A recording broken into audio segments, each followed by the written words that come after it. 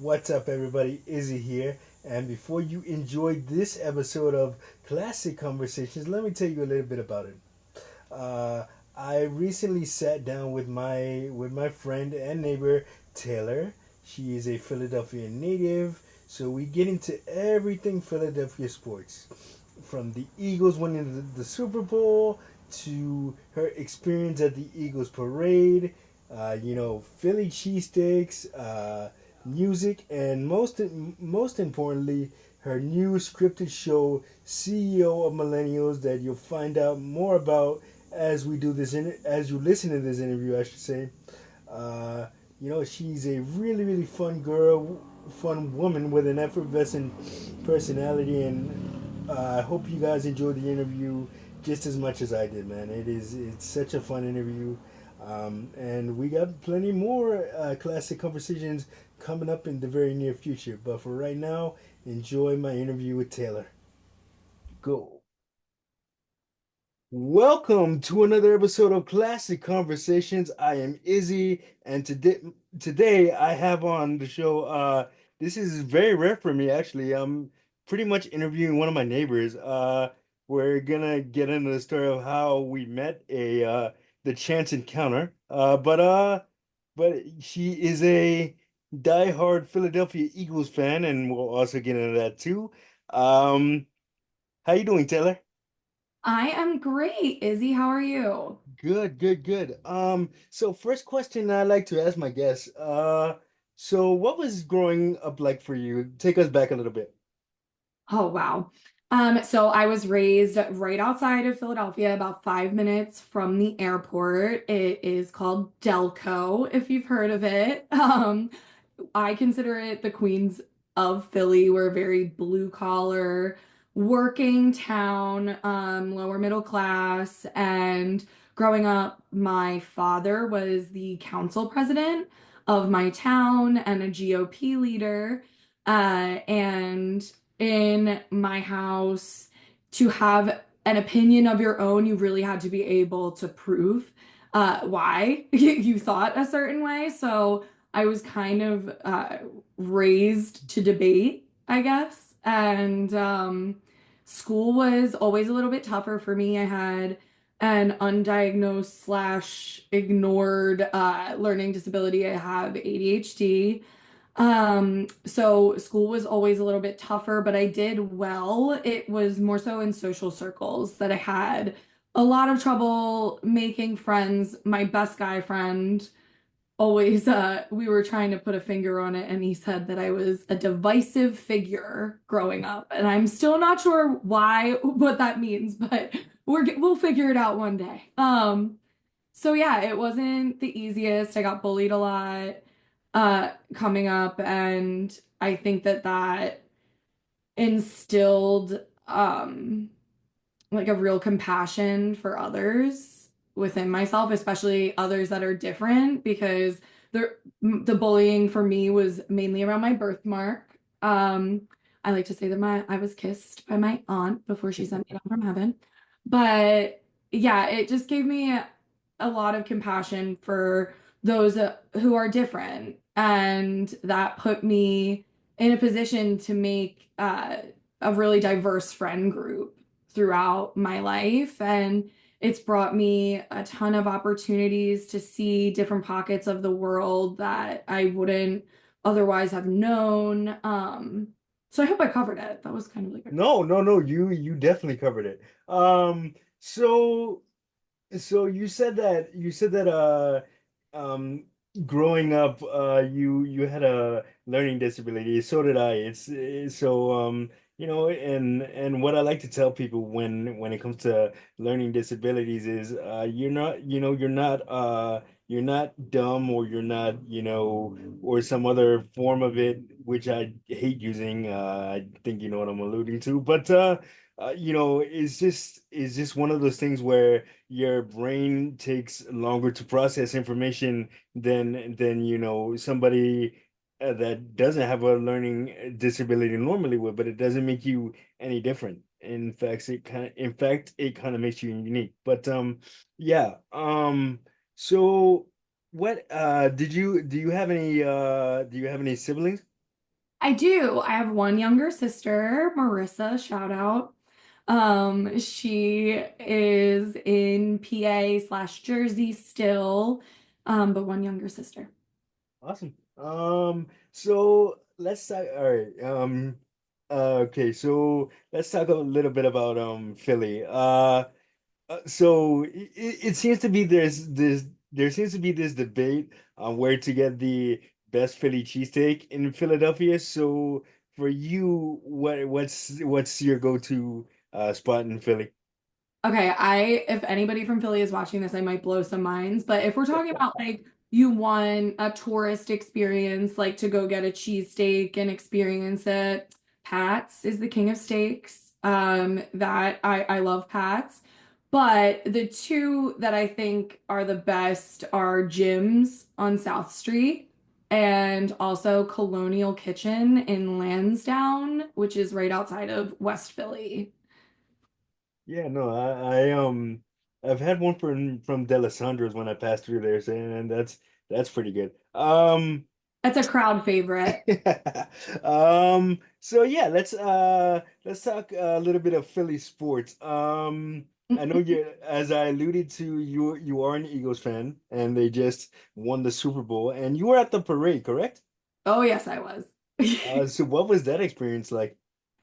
So I was in Philly the night that we won on Broad Street, so that was Oh my goodness. incredible. And then I went back for the parade, but it really, to me, like I think Philadelphia is a very misunderstood city, because I think that we get this reputation for being like cruel, and it's not that at all. We're just very blunt and abrasive people, but we're also like some of the kindest. And I made a ton of new friends at the parade. There was not like a negative energy in sight. And I've been thinking about it a lot, like why the Eagles mean so much to Philadelphia. And there's a lot of hardship that comes from growing up where we're from.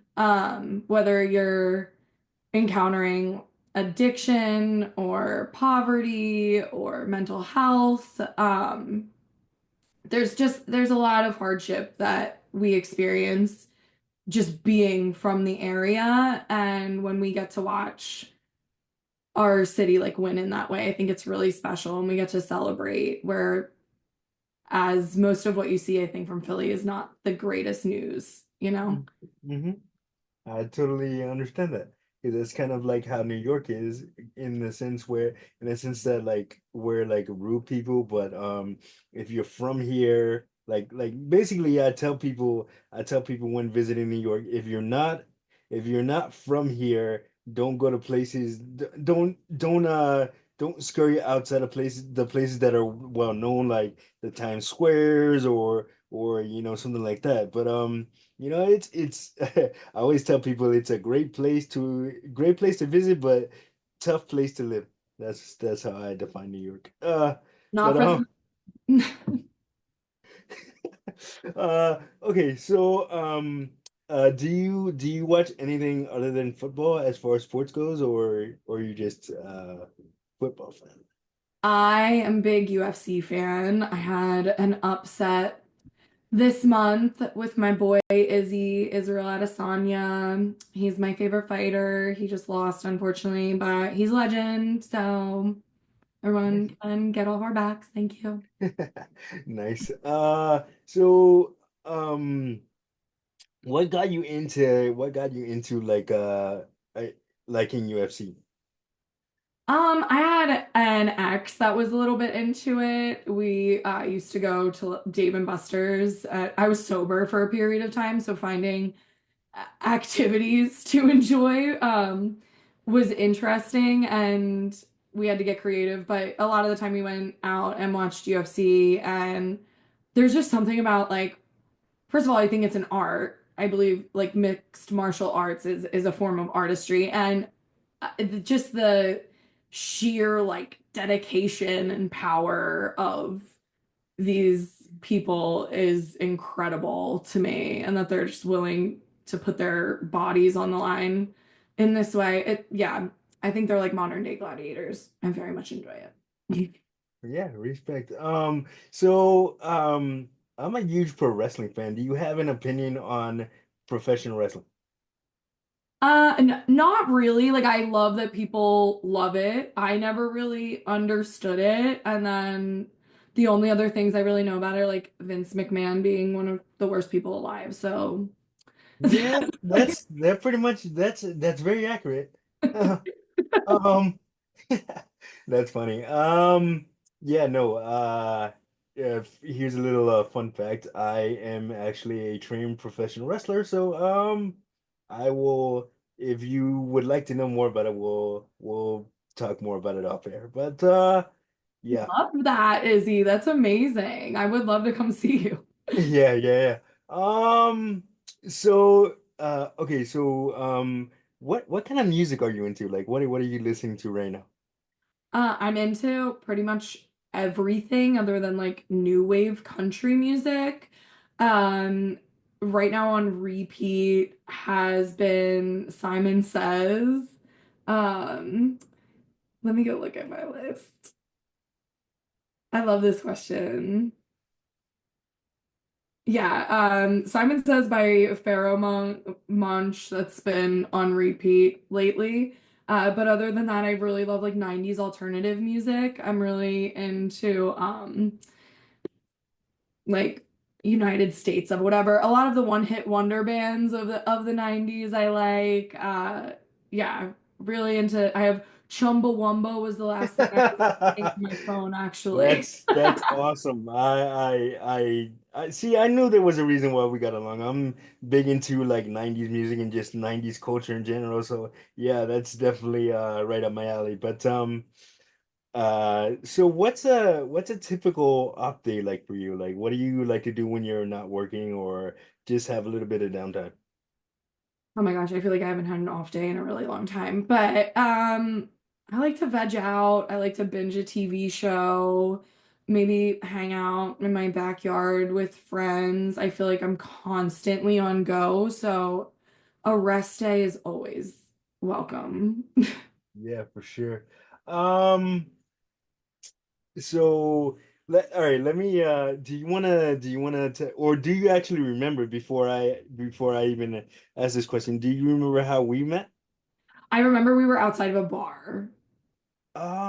Were Um we? No, we were at, no, not was it necessarily. were we at the zine release? Where did you meet No. me, Izzy? No, we actually met at a deli.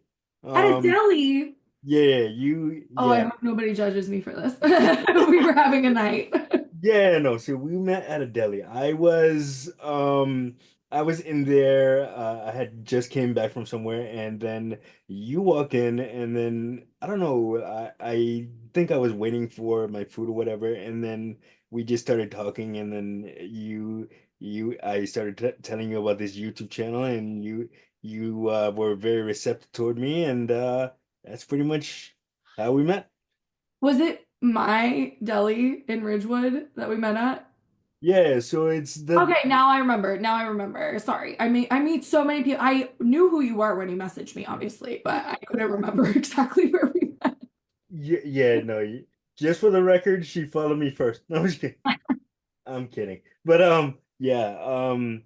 So yeah, like I said, chance encounter, and sometimes some of the best people are met because of chance encounters, and that's certainly the case here.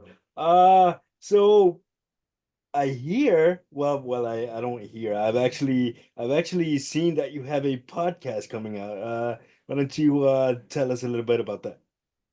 So it is a show. We're not calling it a podcast. It's a bit more scripted, and more produced than your average podcast, but it is called CEO of Millennials, which is me. Uh, and the way that I'm liking to describe it, it's like if The Daily Show with Jon Stewart and InfoWars with Alex Jones had a baby and they were chronically online, it would end up with me. So it's going to be a mix of news, variety, conspiracy a little bit, and getting the public's opinion on undercovered issues in our media. Do you know what you're gonna be talking about during the first season of the show? Yes. Yes, I'm so excited actually. Our first episode is going to be about Luigi Mangione and the history of healthcare in the United States. Basically how we got to this point today and the ripple effect, if there was any, of Luigi's actions on December 4th. And we're going to the trial on Friday, which I'm really excited about. So if you are out there at the protest, come look for us. We'll be recording. Come tell us your story, please. Oh, this I can't wait to listen. It should be exciting. Like I'm not big on conspiracy theories, but hey, I'll do anything to support a friend, so I'm definitely gonna be listening. Um, Fortunately, fell down the rabbit hole at a very young age, and there's so much knowledge to be shared in my brain. oh yeah, no, I feel the same way. I am a wealth of useless knowledge. Um, Not useless. Look at us go. yeah, well, you're right. You're right. I guess I just like discredit myself. But let's see. What's the best advice you've ever gotten? Oh wow, there's a lot. Um, the first one that I always return to is that the best revenge is a life well lived. It's big for me. Um,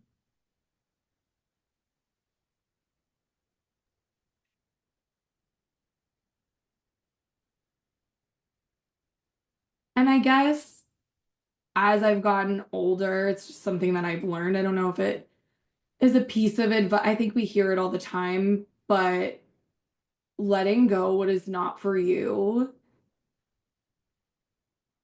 as soon as you can will propel you forward in ways that you cannot imagine. And I just, yeah, so all the advice that I had to like get away from those who just didn't make me feel comfortable in my own skin or my spirit, or I didn't feel completely supported by, or like I couldn't be myself around. It took me many, many years and many different times and relationships and situations to be able to like stand in my own self-worth and know that I will always be okay. Like because I have me, if that makes sense. No, it does totally.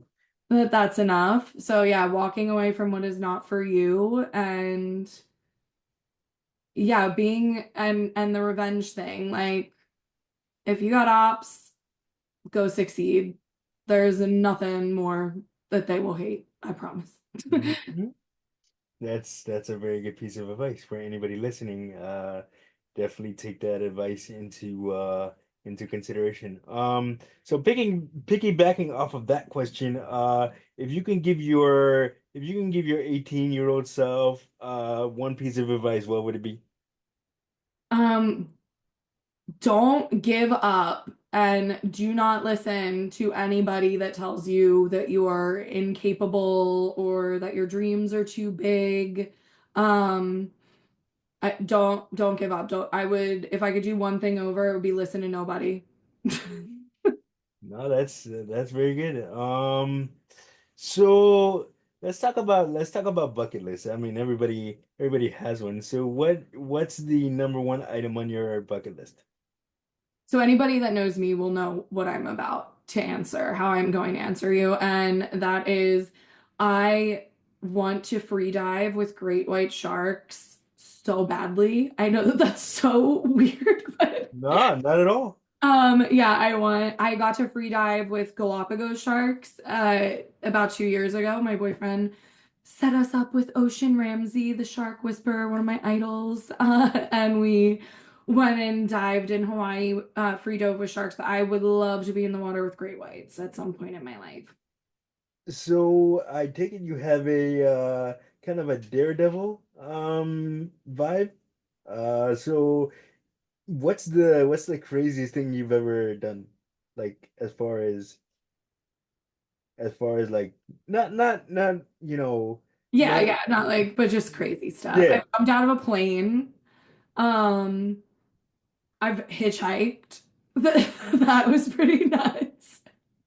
Um, yeah, I would say probably like physical danger. Those were probably the two, like the hitchhiking and the jumping out of a plane. But yeah, there's not much that I fear. There is not much that I fear. Very nice. We're kind of on that same wavelength. Let's see. Hmm. Let me think. I'm just free like I'm free shooting these questions. I don't prepare them ahead of time, which I should. But How long have you been doing the show, Izzy? oh, how I've been doing this show about maybe a year, because I didn't do it when I first started my YouTube channel. When I first started my YouTube channel, basically it was like life vlogs and everything, and then I'm like, you know what? Let me see how I can expand my content, and this is one of the ways. So, uh, you are interview number 34, I believe. I've That's incredible. yeah, Great job. Way yeah, to like stick in there with it. no, thanks. I appreciate it. Most of funny. Most of the interviews were most of my early interviews were done during COVID or right after COVID. So yeah, there's a lot of COVID talk in there. But yeah. Let's see. Oh, okay. What's one thing that people may or may not know about you that they'd be surprised to learn? I'm a decent ice skater. I'm pretty athletic. Maybe that's the one. Like I'm a pretty athletic gal. Physical stuff, whatever you put me in, I will most likely excel.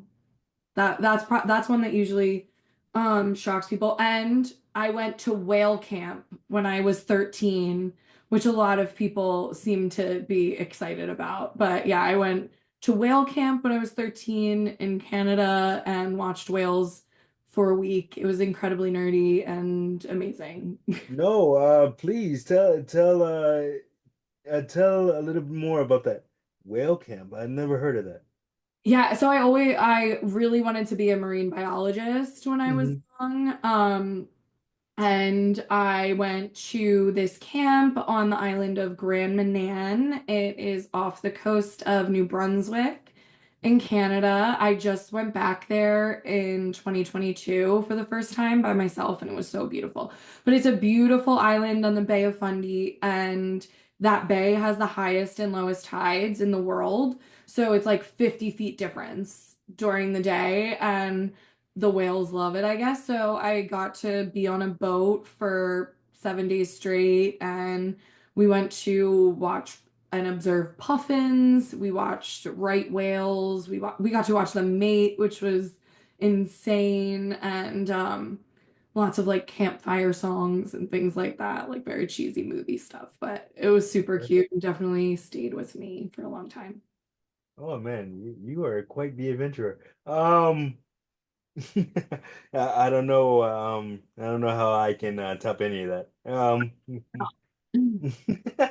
But let's see.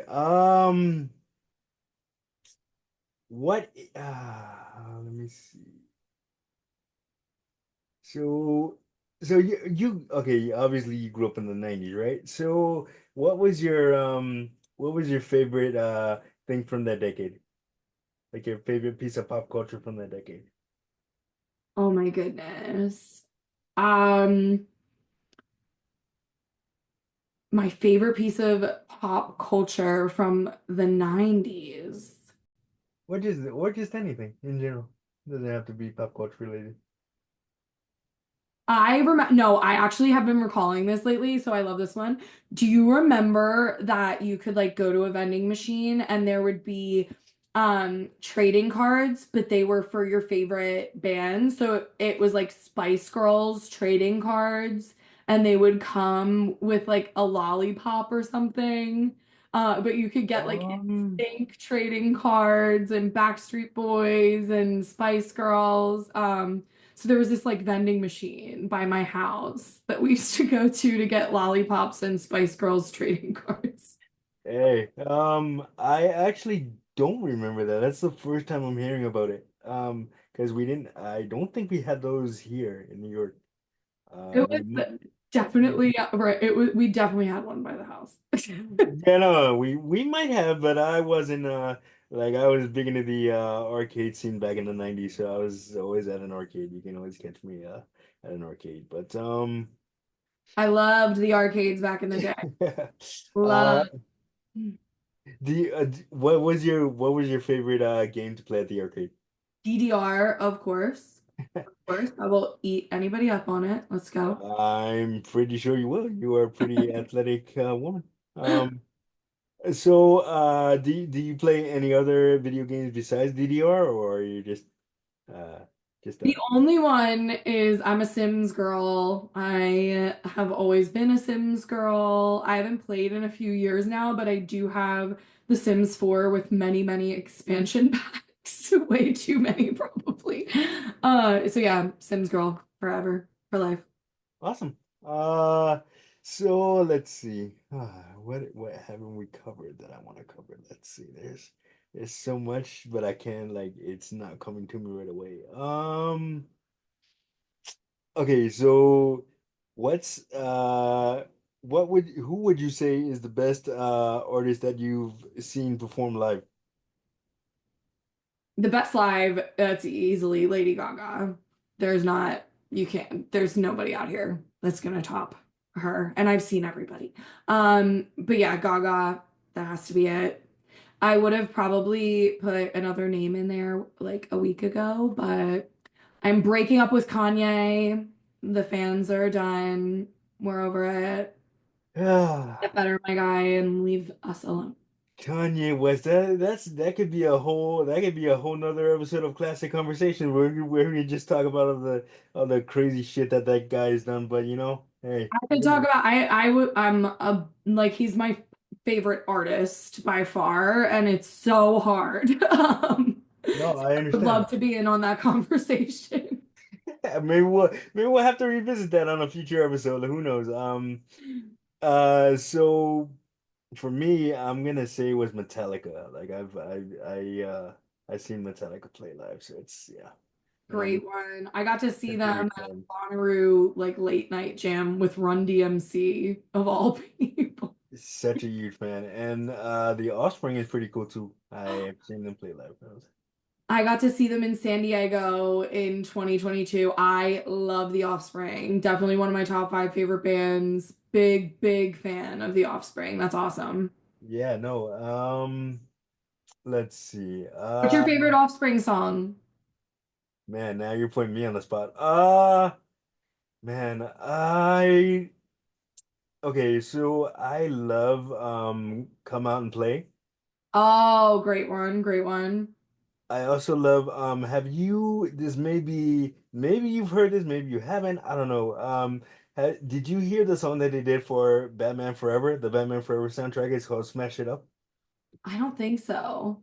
It's really really good. Like go out of your way to find it, and it's you I don't think it's available on streaming services. Yeah, I think but you will find it on YouTube. Yeah, go out of your way Uh, and listen to it. It's really really good. Um, let's see. Um, hmm.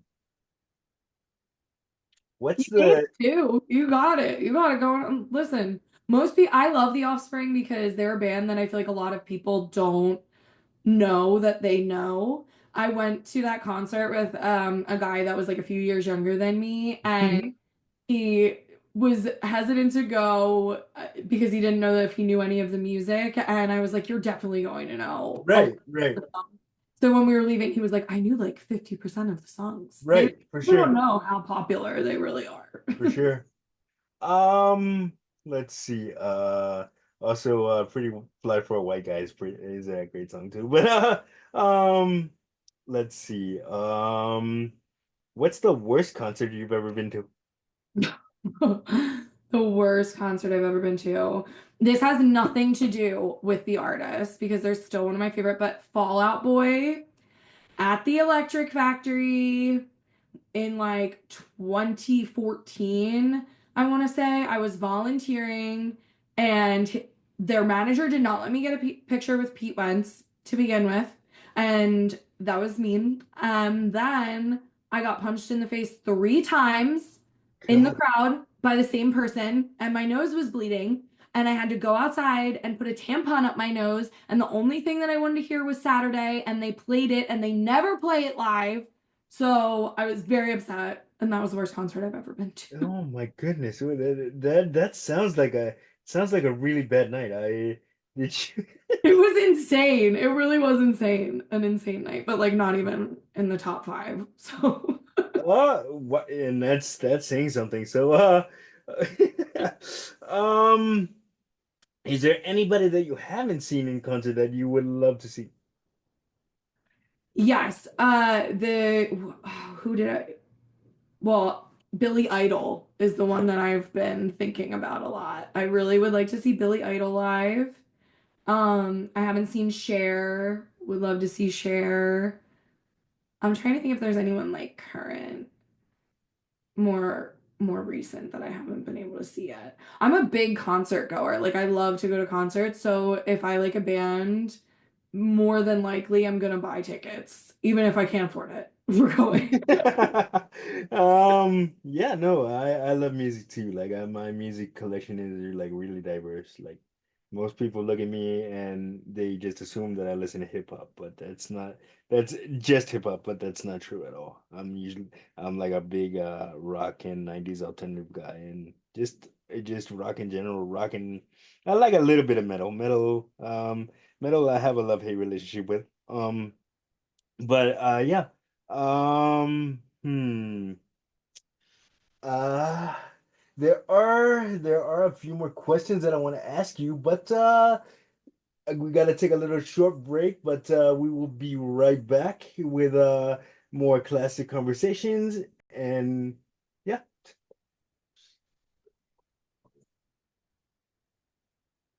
All right. So, Taylor, what um what's the oh man. Do you have any like I don't know if I should ask this, but uh what's the biggest regret that you have in your life, if you have any regrets?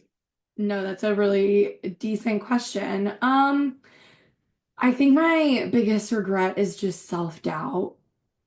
Just not believing that I could really do what I wanted with my life at an earlier age. I just left corporate America in the past 8 months, and I'm finally pursuing my creative ventures. And I just have so many doors opening for me so quickly. And I wish that I would have believed in myself at a younger age. Yeah, that's a lot of like that's believe it or not, that's a lot of people. We think that one career path is what we want to do, and then we find out that that career path may not necessarily be suited for us, like well into it, and then we feel like it's too late to turn back, and then and not pursue what we really want to. But there are those that say I'm gonna pursue what I want no matter what. Um, so is there any place that you've never been to that you would like to go? Yes. I would very much like to go to Peru. Egypt is high up on my list. Like the seven wonders of the world, I would love to see them. I love the, unexplainable Göbekli Tepe in Turkey. I would love. to go visit that site. Like Easter Island. Would love to go there. The Uh, weird places. no, no, not weird at all. This is not weird at all. This is this is all about you. So not weird at all. So what are your hobbies? What do you like to do for fun? Of course, yeah. So I love fashion. I really love costume design, and I will create a look for anything that I possibly can. I also really love music, and I sing a little bit on the side. It is nowhere near like a professional venture, but I definitely enjoy it. And then I am a consumer of politics and I guess I like to dive in to issues that we aren't really taught about in regular life. So yeah, those are probably my three big ones. Okay. No, no, no. That's good. What let's I know I'm jumping all around here, but what like do you have a favorite when you're like binge watching a TV show, do you have a go-to snack? A go-to snack from binge watching a TV show. I love, again, so weird. I love like carrots. I'm a big carrot girl. I'll eat carrots a lot. Um, but unhealthy wise, I love a Dorito. Big Dorito fan. Dairy-free ice cream. Those are probably my go-tos. Are you a cookie woman? Do you I I do like cookies and I make a lot. I if I'm eating cookies, I usually made the cookies. So I do enjoy to bake a bit. nice. So I'm assuming that you make a pretty good chocolate chip cookie? You would have to ask my partner, but I think he would say yes. All right, cool. Let's see. Hmm. Uh, have you met any celebrities? I have. I actually just had an incredible experience for Fashion Week. I got to be an assistant stylist for Ari Lennox. And that was incredible and she's great and so sweet. I'm honored to have had the opportunity. Uh, Piggybacking off of that question, what's the worst celebrity encounter you've ever had? I was in the club when I just made the weirdest noise because I lived in New York in the early 2010s before we all had smartphones in our hands, so there was a lot of crazy things that we saw, but I was in the club one night when two very big music artists got in a physical altercation. I'm not going to name names on that one because who knows who I will come across and but everyone knows them. It was kind of big news, but I watched two musical artists throw bottles at each other across a club, so that was interesting. Wow. That's a I don't know if I don't know if One of them might have like one of the biggest beefs in the world right now. Longest. I think I think I know who you're talking about, but I'm not gonna mention names. We'll talk about it off air. But yeah, so what getting back to your podcast for a quick second, what inspired you to kind of start the podcast or your scripted show, I should say. You said it wasn't a podcast, but what inspired you to start your scripted show, CEO of Millennials? So it is a dream that I've had for a very long time. I've been coming up with the concept for about 5 years now. That's when the term title CEO of Millennials came into my head. I kind of just used it as a joke in my social bios because I thought it was funny. And then it turned into a meme page for a while, like helping me deal with a breakup I was going through.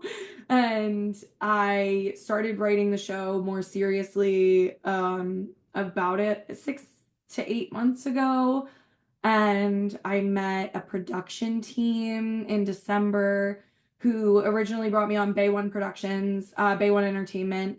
They brought me on as their costume designer back in December. And when I pitched them CEO of Millennials as this political variety show, they were obsessed with the idea. And we really share the same vision of being able to present topics that are hard to talk about in a comedic way and as factually and as unbiasedly as we can, so people can make up their minds about where they stand on these, topics that we're not really supposed to talk about.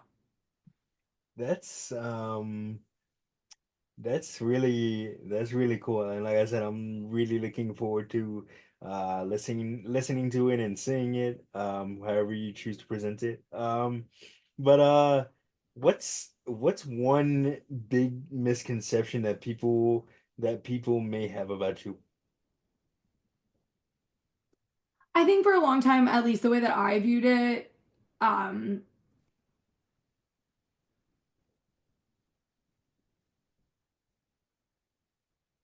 I'm thinking about how I can answer this one. It's good to take a beat for this one because it's self-reflection. Um, Sometimes I think people don't quite understand my communication style. I can be very passionate and loud and blunt, and I'm working on it. And it doesn't always, I think, like come across.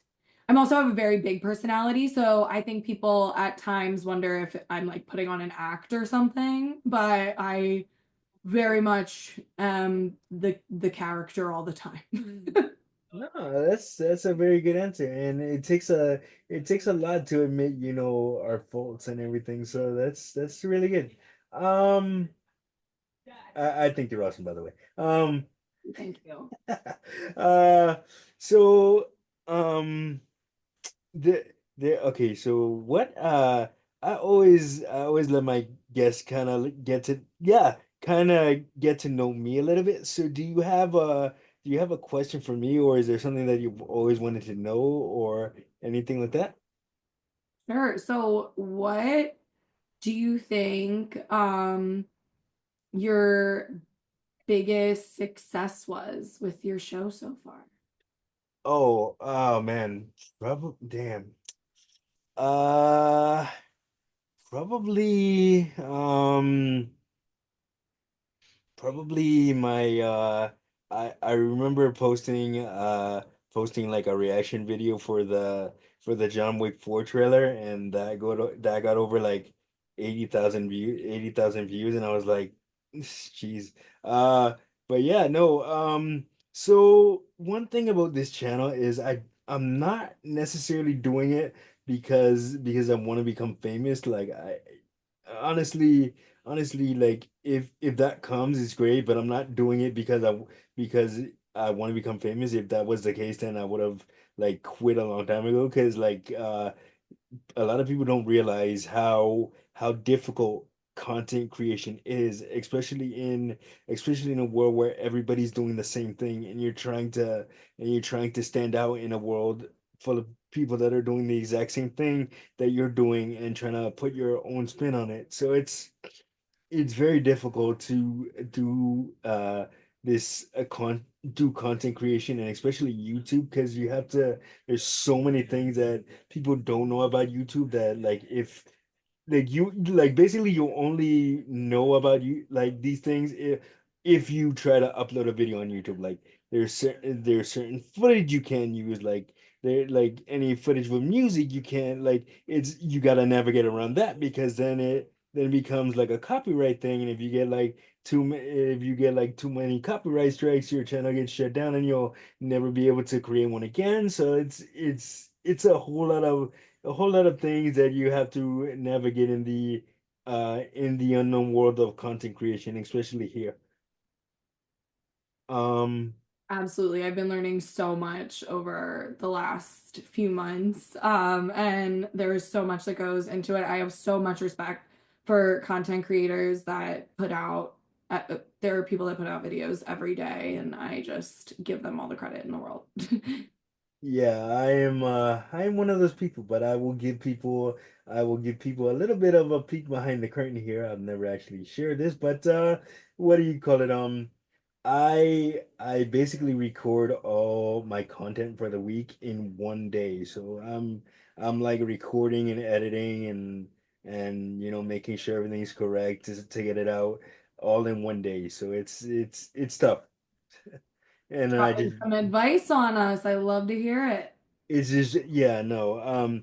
Yeah, there are people that do multiple videos a day, and I like that's just I can't. I don't have the time, or it's very difficult, especially when you're doing it. Especially when you're doing it on your own, you don't have a production team. You don't have people that can do this for you. So like I'm kind of learning the ropes as I go. Like it's kind of self-teaching.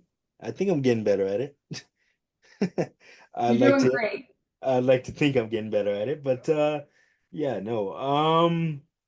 So what are I'm gonna end this interview the way I ended all the interviews. So gratitude is very big in my life. I always, pray when I wake up in the morning and thank God, for letting me see another day. What are three things that you're grateful for? Three things. Number one, I'm so grateful for the people I'm surrounded by, and having such supportive friends that have put so much of their own skill set into helping me make CEO of Millennials a reality. So shout out to all of you. You know who you are. Thank you so much. I love you.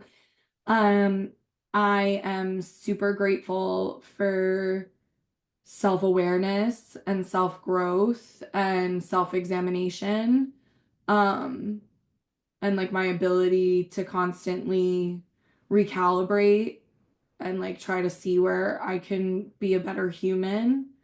I'm grateful to have that kind of like ingrained in me, and I'm grateful that I have the opportunity to pursue my dreams a little bit later in life than we usually expect to. That's amazing. Before we get out of here, anything that you want to plug or just just tell the world? Absolutely, yeah. So, again, I'm Taylor Diane. I have a show coming out on YouTube at the end of February. It is called CEO of Millennials.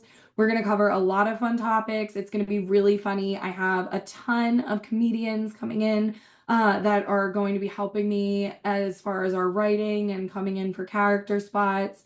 I'm really excited to show the world what we've been working on and what the New York comedy scene has to offer. Oh man, I will put a link in the description to where you can follow Taylor and follow her show. So yeah, go give her a shout out and after you listen to this interview, you will know what I've always known ever since I met her, how awesome and amazing she is. Thank you so much, Izzy, and thank you for being so awesome and amazing and asking me to come on. I can't wait to see what else you do in the future and come back and visit. Oh, for sure, for sure.